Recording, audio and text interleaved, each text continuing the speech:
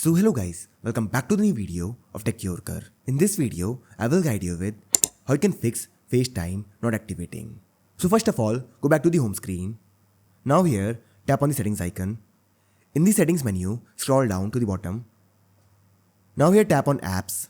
Now scroll down to the app section. Now here tap on FaceTime. Now after this, turn off this toggle next to FaceTime.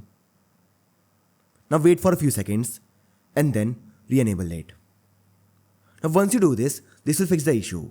In case the issue is still not fixed, then turn off FaceTime. Now go back to the home screen. Now after this, force restart your iPhone. For this, press the volume up button, then press volume down button, and then press and hold the power button, like this.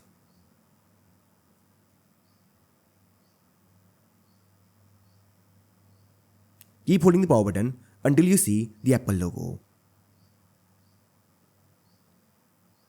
Once you see the Apple logo, release the power button and this will force restart your iPhone. Once done, unlock it. Now open the settings app on your iPhone. Scroll down to the bottom. Here tap on apps.